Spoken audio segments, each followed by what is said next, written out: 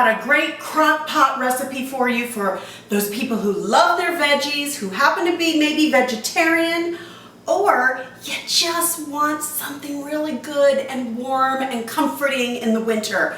Minestrone soup in a crock pot, super easy. This took me maybe 15 minutes to prep, just to cut up all the vegetables. That was really the time-consuming part. You want to start off with some great cut veggies.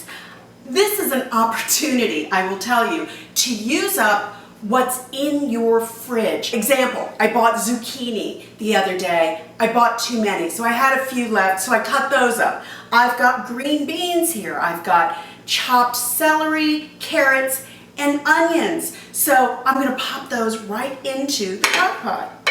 Next, we're gonna add beans. I'm using 2 cans of drained dark kidney beans, and I'm using 2 cans of Great Northern beans. They're white beans. To this, we're going to add 2 cans of diced tomatoes. I'm using fire roasted diced tomatoes just because I think it adds a little extra flavor to it. Now for the spices. We are starting off with 4 cloves of minced fresh garlic. That's going to add a wonderful flavor to that. Next, we're going to add 2 teaspoons of basil and 2 teaspoons of oregano.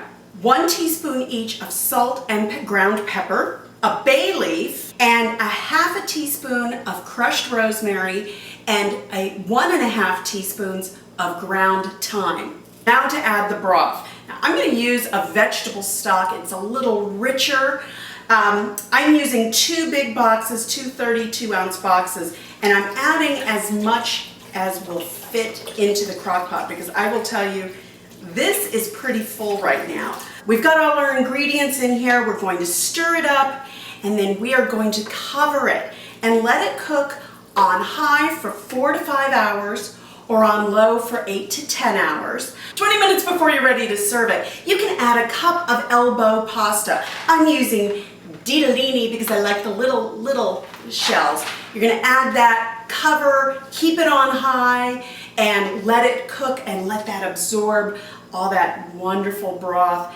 Serve it with a big loaf of crusty bread, maybe a little cheese, maybe a little Parmesan cheese. That is my simple crock pot recipe for today. Thank you for joining me, and we'll see you next week on SimpleSolutionsDiva.com.